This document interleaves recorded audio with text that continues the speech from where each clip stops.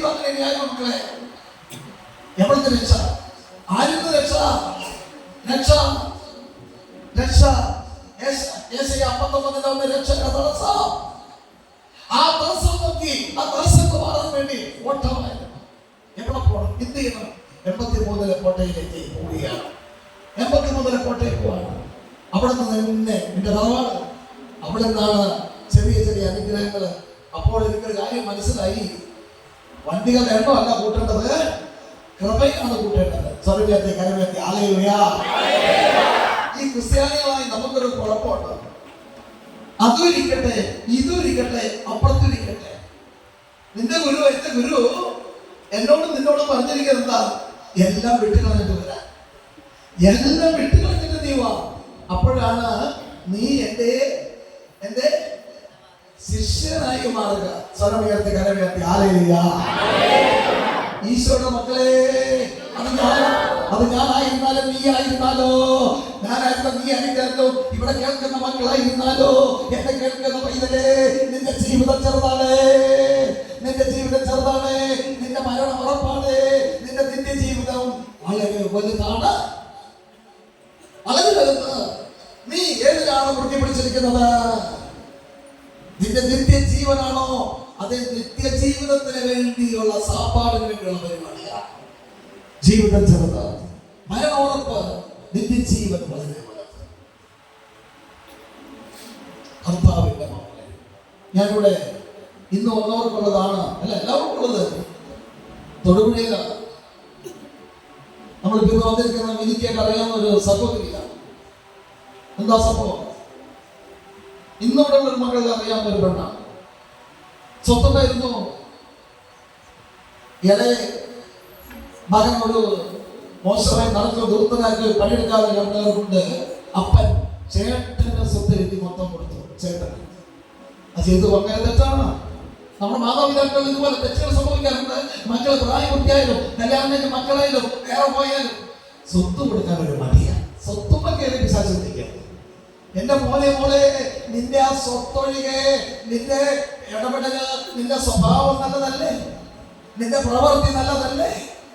എന്നാ നീ ചെയ്യുന്ന പ്രവൃത്തികൾ ചെയ്യേണ്ട സമയത്ത് ഇവിടെ യാക്കോബ് പറയുന്നുണ്ട്, ചെയ്യേണ്ട നന്മകൾ ഏതാണെന്ന് അറിഞ്ഞിട്ട് നീ ചെയ്യാതിരിക്കുന്നതാണ് പാപം.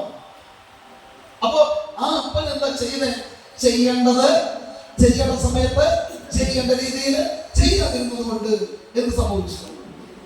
ഇളയമോൻ അങ്ങനെയും പോയി.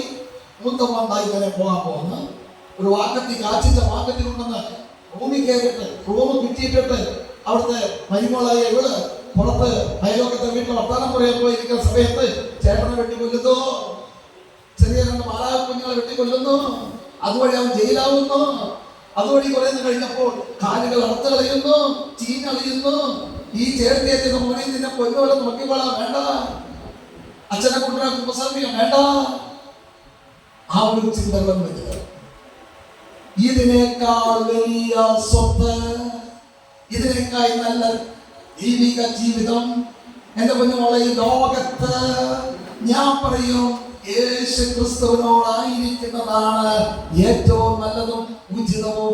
അവനൊരു അനർത്ഥവും വരികയില്ല. കരമെടുത്ത് പറഞ്ഞാൽ എന്തുകൊണ്ടാണ് ഞാൻ കണ്ടു ഇത്ര വർഷം കൊണ്ട്, എത്രയോ കൊല്ലം കൊണ്ട് കാണുന്നത്, ഹൈന്ദവ മക്കളെ ഓടി വരുമ്പോൾ അവർക്ക് ഫസ്റ്റ് ദിവസം തന്നെ അത്ഭുതം അടയാളം നടക്കുന്നു. ക്രിസ്ത്യാനികളായ മക്കളെ നിങ്ങൾക്ക് എന്ത് വൈകി പോകും? അവർ മാറ്റങ്ങൾ വരുത്താൻ തയ്യാറാണ്. ദൈവ കൽപ്പനകൾ പാലിക്കുന്നു. ഇവിടെ പാടിക്കൊണ്ടിരുന്ന, വർഷങ്ങൾക്ക് മുമ്പ് പാടിക്കൊണ്ടിരുന്ന, ഇപ്പോഴും ഞാൻ നല്ല ബന്ധമുള്ള സുബ്രഹ്മണ്യം, അദ്ദേഹത്തിന്റെ സംസാരത്തിന് നീതിയുണ്ട്, ന്യായമുണ്ട്. അതാരും നോക്കില്ല. കാരണം സത്യം പറയുക ആരും നോക്കേണ്ട കാര്യമില്ല. ദിവസം 4 ജന്മം കരുതാൻ 2 വിശുദ്ധ കുർബാനയ്ക്ക് പോകും. 1 കുർബാനയ്ക്ക് പോയാൽ 2 കുർബാനയ്ക്ക് പോകാം. പ്രമാണ സ്വീകരണം. ഞാൻ കുർബാനയുടെ കാശെടുത്ത മക്കളെ ഈശോയെ സ്വീകരിച്ചിട്ട് വരുന്ന ആ മക്കളെ ഒന്ന് തൊടുന്നു. എന്ത് വിശ്വാസം ക്രിസ്ത്യാനികൾ നമുക്കുണ്ട്.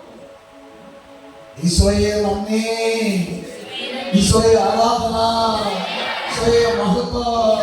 ഹല്ലേലൂയ.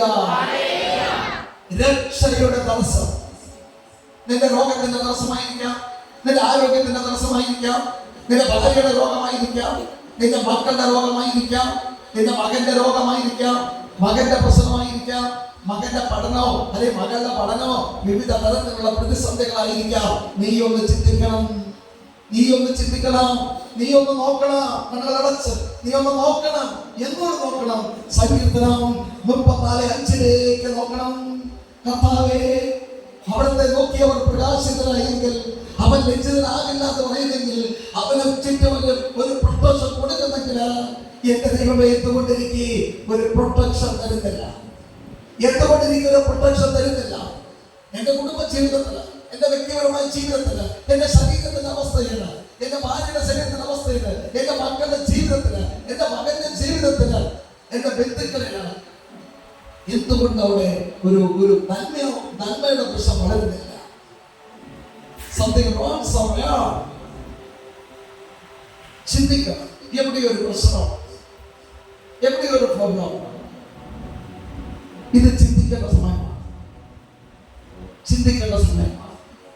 രക്ഷ ദൈവിക ദാനം, രക്ഷിക്കപ്പെടുക ദൈവത്തിന്റെ ഒരു ഫ്രീ സമ്മാനം. ആ സമ്മാനം നമുക്ക് വേണം, നമുക്ക് മേടിക്കണം, നമുക്ക് മേടിക്കണം. കണ്ണീരോടെ കുട്ടികളെ, ആ അപ്പൻ മക്കൾക്ക് സമമായി ബാധിക്കേണ്ടതിന് പകരം ആ അപ്പൻ പക്ഷഭേദം കാണിച്ചു. വാശിയെ നമുക്കൊക്കെ വാശിയുണ്ട്, വാശിയില്ലാത്ത ആരും തന്നെ ഉണ്ടാവില്ല. പക്ഷെ ആ അപ്പന്റെ പ്രവൃത്തി ദൈവികമല്ലായിരുന്നു. അതുകൊണ്ട് പൈശാചികമായി അവിടെ സംഭവിക്കുന്നത്. കണ്ടോ കണ്ടോ കണ്ടോ കണ്ടോ? ചിന്തിക്കണം. എന്റെ ദൈവമേ, ഞാൻ ശരിയാണോ? മോളെ പോലെ നിന്റെ ഹൃദയത്തോട് നീ ചോദിക്കണോ, നിന്റെ മനസ്സിലോട് നീ ചോദിക്കണോ, നിന്റെ ആത്മാവോട് നീ ചോദിക്കണം. ഞാൻ ശരിയാണോ? ഞാൻ ശരിയാണോ? ഒരു 7 പ്രാവശ്യം മനസ്സോടൊന്ന് ചോദിച്ചേ, ഞാൻ ശരിയാണോ? ഞാൻ ശരിയാണോ? ഞാൻ ശരിയാണോ? 4 പ്രാവശ്യം മനസ്സോട് ചോദിച്ചേ, നീ ശരിയാണോ? അഹങ്കാരമായിരിക്കാം, സ്വത്ത് കൊടുക്കാത്തവനായിരിക്കാം, ദൂർധനെ പോലെ സ്വത്തും വാങ്ങി നശിപ്പിച്ചവനായിരിക്കാം, കൊടുക്കേണ്ട സമയത്ത് കൊടുക്കേണ്ട വ്യക്തിക്ക് കൊടുക്കാതിരുന്നവനായിരിക്കാം, കൊടുക്കാതിരുന്നവളായിരിക്കാം. അത് അപ്പനായാലും അപ്പനായാലും മക്കളായാലും ഒക്കെ സമം തന്നെ. അതുകൊണ്ട് രോഗിയായി മാറിയിരിക്കുന്നു, അതുകൊണ്ട് സമാധാനമില്ലാതെ വന്നിരിക്കുന്നു, അതുകൊണ്ട് രക്ഷപ്പെടാൻ പറ്റുന്നില്ല. എപ്പോഴും പ്രശ്നങ്ങളാണ്. അയൽവാസി പ്രശ്നം, അമ്മായിമ്മ പ്രശ്നം, മരുമോള് പ്രശ്നം, സ്നേഹമുള്ളവർ ഇതെല്ലാം ഉണ്ടാവും. ആ ഫൈനൽ എക്സാമിൽ നമ്മളെല്ലാവരും പാസ് ഔട്ട് ആവണം ദൈവികമായി.